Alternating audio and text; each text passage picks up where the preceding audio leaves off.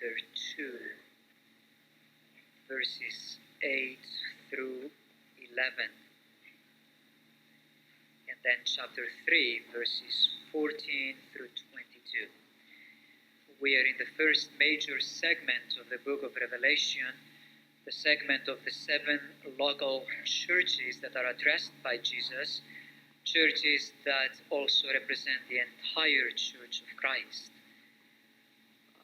Let's hear what message Jesus has for those 2 local churches and through them to all of us. To the angel of the church in Smyrna write, "These are the words of him who is the first and the last, who died and came to life again. I know your afflictions and your poverty, yet you are rich. I know the slander of those who say they are Jews and are not, but are a synagogue of Satan. Do not be afraid of what you are about to suffer. I tell you, the devil will put some of you in prison to test you, and you will suffer persecution for 10 days. Be faithful even to the point of death, and I will give you the crown of life. He who has an ear, let him hear what the Spirit says to the churches. He who overcomes will not be hurt at all by the second death." And then chapter 3, beginning with verse 14. "To the angel of the church in Laodicea write, these are the words of the Amen, the faithful and true witness, the ruler of God's creation. I know your deeds. I know that you are neither cold nor hot. I wish you were either one or the other. So because you are lukewarm, neither hot nor cold, I'm about to spit you out of my mouth. You say, I am rich, I have acquired wealth and do not need a thing. But you do not realize that you are wretched, pitiful, poor, blind, and naked. I counsel you to buy from me gold refined in the fire, so you can become rich, and white clothes to wear so you can cover your shameful nakedness, and salve to put on your eyes so you can see. Those whom I love I rebuke and discipline. So be earnest and repent. Here I am. I stand at the door and knock. If anyone hears my voice and opens the door, I will come in and eat with him, and he with me. To him who overcomes, I will give the right to sit with me on my throne, just as I overcame and sat down with my Father on his throne. He who has an ear, let him hear what the Spirit says to the churches." What is your picture of a good church? When you think of a good church, vibrant congregation, spiritually alive kind of a people, what kind of images come to your mind? If you were looking for a church, what kind of a church would you look for? As you move to a new town and you open the telephone directory and you go through the listing of churches, what kind of advertisement would attract you? I went through a couple of issues of Christianity Today and I pulled some of their advertisements for in the employment page about seeking, pastors or associate pastors or music directors. And these are some of the advertisements that I pulled out, advertisements about themselves to attract a new staff person to be interviewed with them. Here is one. We are a vibrant, healthy congregation of 1,400 plus members in need of, etc., etc. When you read this, what comes to mind when you say, when you think of a vibrant, healthy kind of a congregation, what do you think? What kind of image does it sort of conjure up in your mind? Here's another one. Conservative, evangelical, missions-minded, growth-oriented congregation, 6, again, etc., etc. What does that tell you about the congregation? Does it tell you anything when you read that we are growth-oriented? What sort of thing does it make you think about? Here is another one. A contemporary-minded, seeker-friendly, dynamic congregation of 3,000 plus worshippers searching for. Okay? You would, of course, want to be part of a church that is contemporary-minded. I mean, who would want to be with a church that is not contemporary-minded? Seeker-friendly? Well, that would not be the kind of congregation for me. I don't know anything about computers, so seeker-friendly, that's too much of a computer talk for me, and I'm not sure how I would fit in a church like that. Here is the last one. This friendly, seeker-sensitive, caring, visionary, and exciting congregation of 200 plus is looking for. I have often wondered why it's never minus, 200 minus, or 3,000 minus, or 4,000 minus, or 300 minus. Truly, really, how would we advertise ourselves? I wanted to find the advertisement we had put in years past when we advertised about the associate pastor's position or music director. I couldn't really get hold of one, just to see what sort of things we put in there that made us look good to prospective candidates. Well, let's look at what Jesus is looking. Let's look at how Jesus is addressing these two churches. They are vastly different, I can tell you that. As a matter of fact, quite frankly, if these two churches were advertising in Christianity today, there is not a doubt in my mind which one I would choose. Not a doubt in my mind. And I don't think it's the one that Jesus is praising. Let's begin with the church in Smyrna. Smyrna, I have never been there, but I have been told, and I have read that it was one of the most beautiful and considered by many the most beautiful city in Asia Minor. Today, Turkey. Very, very pretty, beautiful city. A city also that had aligned itself very closely with Rome, with the Roman emperor. The emperor's worship was meticulously observed in the city of Smyrna. Well, there was a church there. And the church in Smyrna found herself in a very precarious, difficult, problematic situation. Her circumstances were the kind of circumstances that you and I would love to avoid. She was a church in affliction.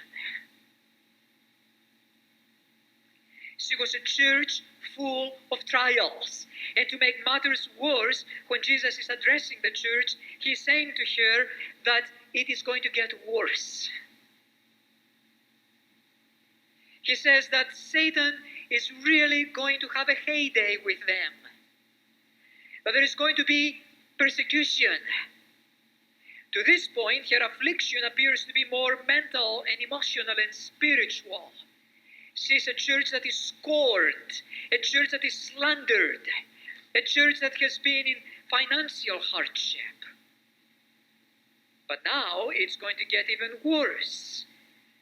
For 10 days, that's just a symbolic number. Again, I have no idea what it speaks of. There are many different interpretations.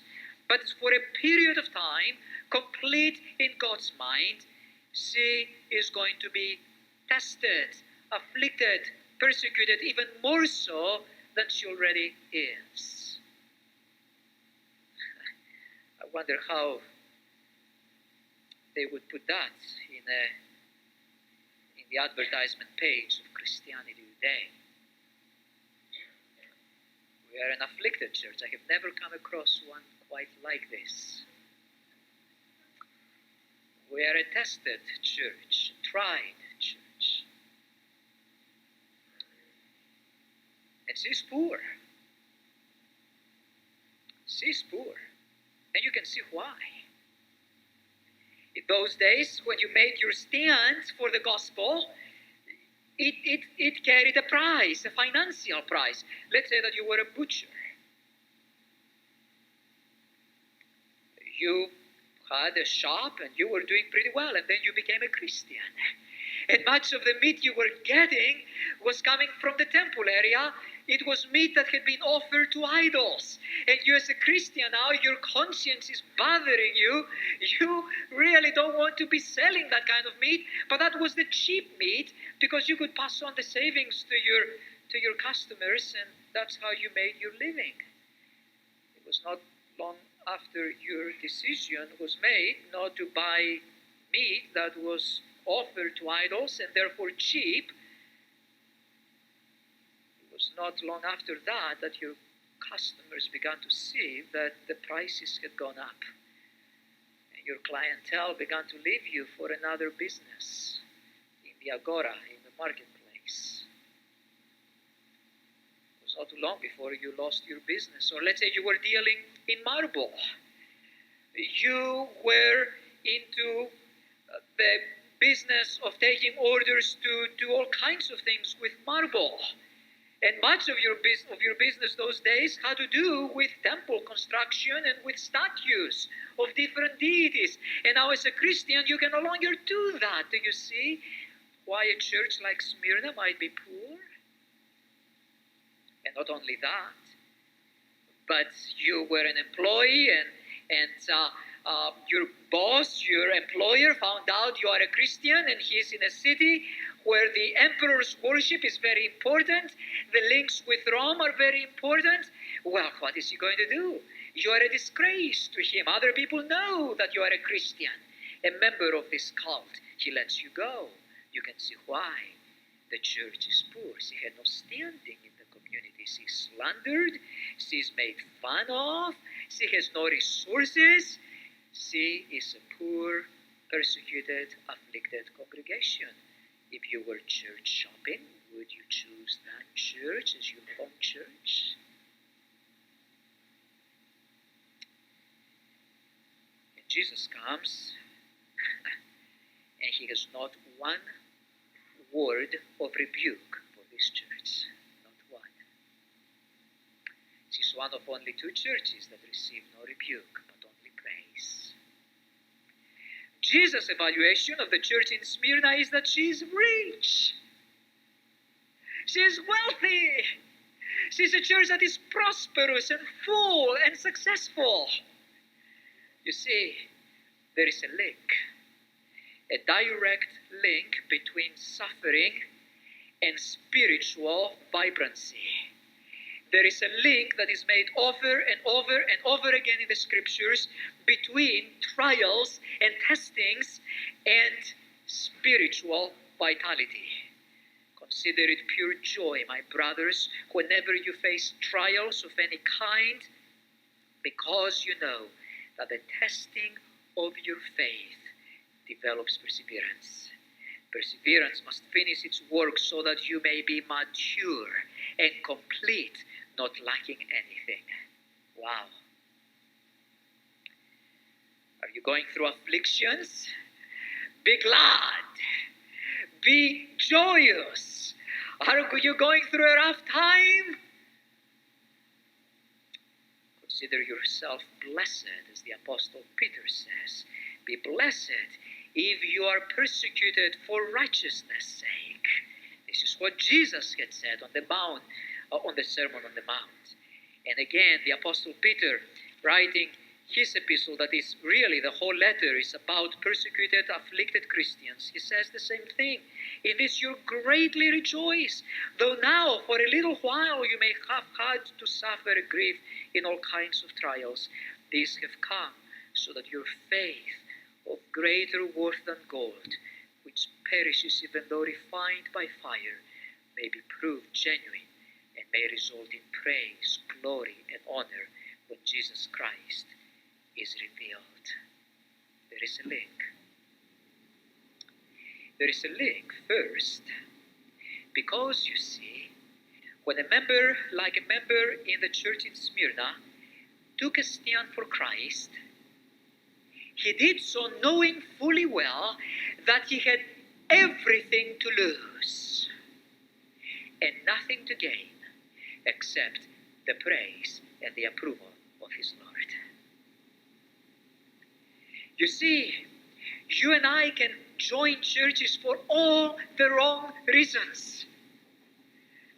But persecution, opposition like this, strips away all the wrong reasons and leaves us only with one. The only reason I want to identify with this group of people over there that is so scorned, so afflicted, made fun of, and imprisoned and killed, the only reason is because I love Jesus. And I love him more than I love my business, my employment, my job, my security, my family, my children, my own life. I love him more. It is the only reason. And this is why trials, especially trials of that kind, are such a link to spiritual vitality. Nothing else to gain and everything to lose except the Lord himself. The second reason is because it makes you dependent on that God. It either drives you completely away from him in disgust and complaint and anger, or it drives you literally to his arms. You have no other choice. You cannot stay apathetic. You cannot stay wishy-washy about your faith. You have got to do something about it. Either run away from it and deny it, or embrace it wholeheartedly. And the members of the church in Smyrna did exactly that. They stood for Christ. They were stripped away from everything else but Christ. They chose Christ, period. And they were driven to Christ for dependence, to help them through these times, to see them through these times, terrible times of affliction and pain and tears. And the final reason, really, and maybe the best of it all, the final reason why there is such a vital link between these two is because God knows what is happening. He knows. And he is not going to leave his children alone, but he is going to pour upon them an extra measure of his grace. He is going to pour upon them his Spirit. He is going to be present with them, really present with them, even though they are lacking all other resources. He is going to bless them so richly with himself that he is going to be their resource. They are going to have in him what they lack in everything else. That's why they are rich. They are rich with Christ. They are rich in their love for him. They are rich in their devotion. They are rich in their commitment. They are rich in their faith, in their faithfulness. They are commended for it. And this is why Jesus ends his address to them with the words, "Be faithful even to the point of death," which would be literal for many of them. "And I will give you the crown of life." In death, they would find life. In surrender, they would find riches.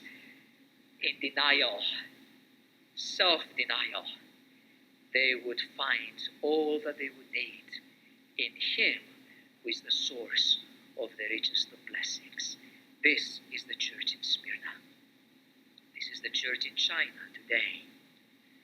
Any day, the police, the state police, will storm the place burn it to the ground, arrest the leadership, beat up the members.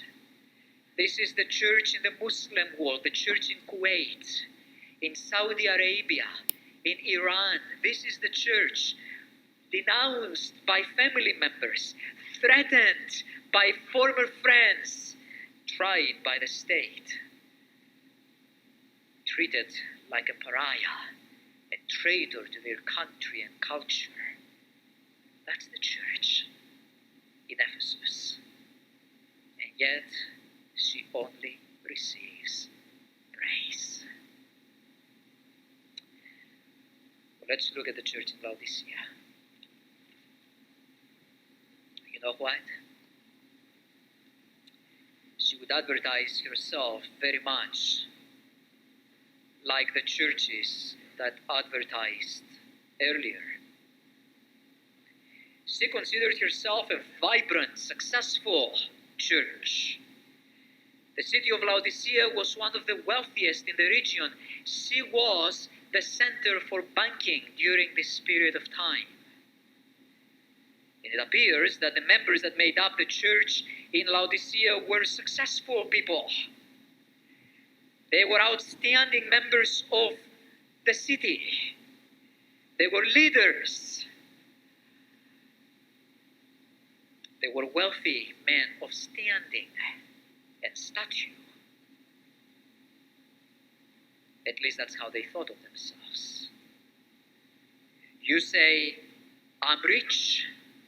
I have acquired wealth. I don't need a thing. Now, no one talks that way, right? No one talks that way. It was a lot more quiet, a lot more sly in the way that things like this were said. The church in Laodicea had a big budget, and always, year after year, they met it and exceeded it. The church in Laodicea could boast that they were able to support all kinds of ministries.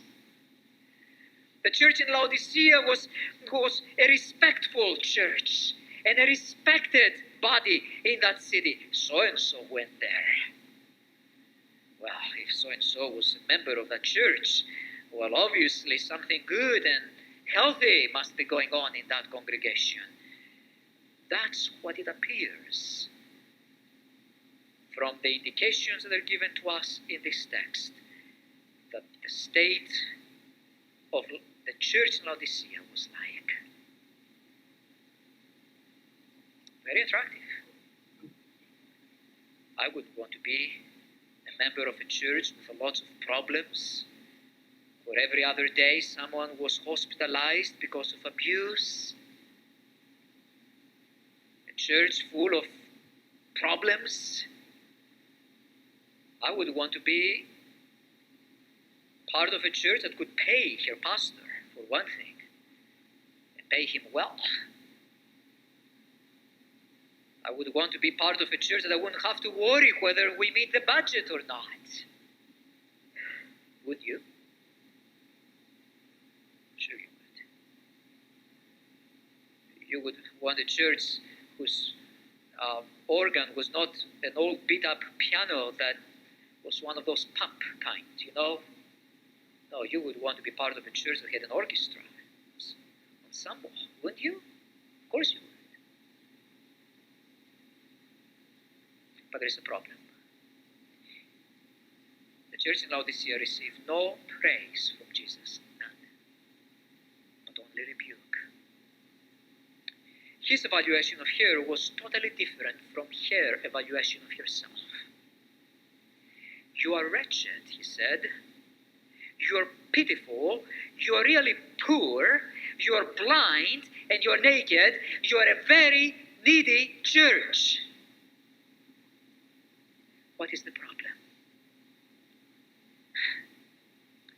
You see, just like there is a link between suffering and spiritual vitality, there is also a link between success and prosperity and spiritual lethargy. Listen to the words of Paul to Timothy. People who want to get rich fall into temptation and a trap, into many foolish and harmful desires that plunge men into ruin and destruction. What am I doing reading this portion in a church like this that believes in democratic capitalism? As a matter of fact, sponsors a Sunday school class on this very subject. What kind of a verse is this to be reading to a group of people like this? For the love of money is a root of all kinds of evil. Some people eager for money have wandered from the faith and pierced themselves with many griefs.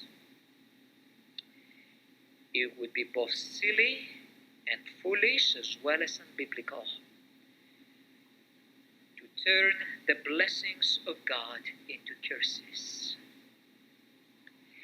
What the church in Laodicea experienced were the blessings of God. Over and over and over again in the scriptures we read that whatever it is that we have, it is the result of God's merciful, gracious blessings. But those blessings, you see, and this is the point, those blessings can easily become traps once we begin to trust in the blessings. We are a great church because we have no financial problems, because we have a great youth ministry or music program or all these other resources that God blesses us with. Baloney. If that's what it is, then we are like the church in Laodicea. We are wretched, we are pitiful, we are poor, we are blind, and we are naked. We think that we have a great deal, but we have nothing. Because what we need the most is Christ. He is the reason for our existence. He is the reason for our worship, for our ministry, for our giving, for our sacrificing. What makes us good, if there is anything good in us, it has nothing to do with our giftedness. That is the result of mercy. That is the result of grace, God opening His heavens and pouring out His blessings on us. But our riches are not in the gifts, they are in the giver of the gifts. And woe be to us if we were to take the blessings and make them the criteria, the reasons why we are boasting that we are a good church.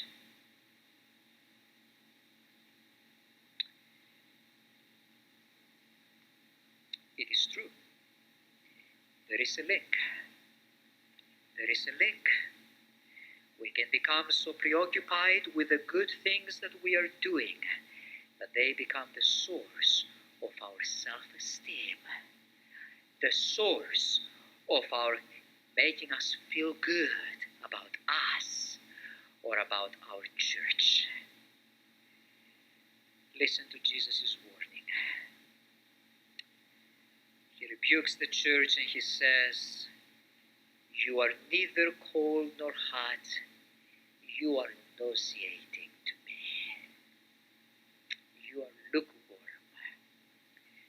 About 6 miles away from Laodicea was the city of Hierapolis.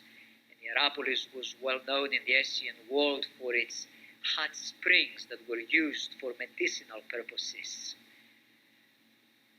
The people who could afford it, they would go to Hierapolis for their hot baths. The city of Laodicea lacked water, so all its water was brought from outside. Its fresh waters was taken from cities like Colossae, that was a few miles away also, and its hot water was taken from the city of Hierapolis. those who were poorer and couldn't travel, they didn't have the means to travel to Hierapolis for those baths, they would use the water that was brought from Hierapolis that was no longer hot, it was lukewarm, and they were being made fun of. Jesus is looking at the church and he's saying, that's how you are. That's how you are.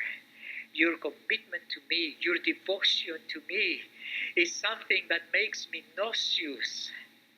You're so caught up in your blessings. You're so caught up in what is good that you have neglected me.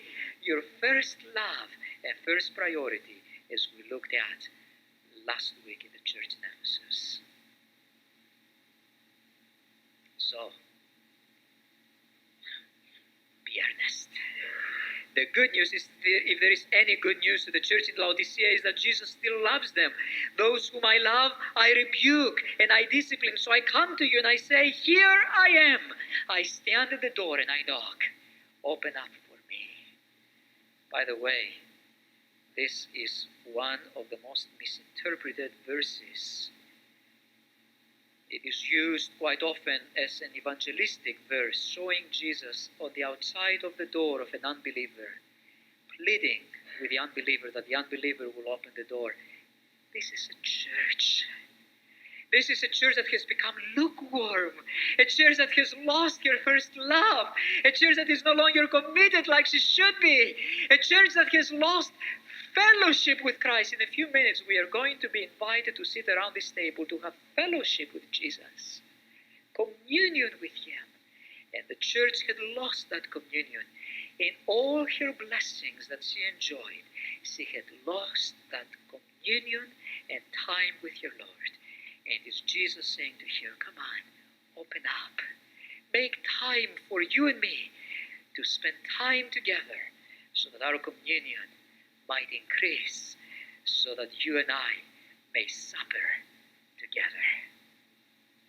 If you don't do that, I will spit you out of my mouth. Literally in the Greek, I will vomit you. When our group went to Greece this last summer, there was this terrible windstorm during our cruise, the Aegean. And the Aegean was not friendly, especially that one day. It was not friendly at all. About half of the people on the ship got sick. The food was wonderful, just wonderful. We had eaten, lunch, and people had just stuffed themselves and everything else. And guess what happened? And in the evening, hardly anybody really ate. The best food did not look good, did not taste good. This is how God feels about this church, that on the outside looks so good, but who is no longer committed to Him. What kind of a church are we? There is no question that in many ways, externally, we are like the church in Laodicea. But may God forbid it, that in our attitude we will become like the church in Laodicea, or that we have become like the church in Laodicea. God forbid. May God give us the mercy, not that we would want trials like the church in Ephesus, but to be able to rejoice in whatever trials the Lord brings our way, because through this we can grow. And may God protect us from our blessings. May God give us the grace to enjoy and be grateful for our blessings, but never, ever trust our blessings and make them the source of our self-evaluation. What kind of a church are we? May God give us the grace to be like the church in Ephesus. Let's pray. Lord, none of us likes pain. None of us. But Lord, often you use it to make us a vibrant, faithful, Christ-filled congregation. Lord, whatever you do, give us the grace to not ever be either cold or hot, never be lukewarm, but to always be filled with a passion for you. We pray for the grace to be a church that is full of Christ, rich in Christ, rich in his love, rich in his faith, rich in his obedience, rich in him.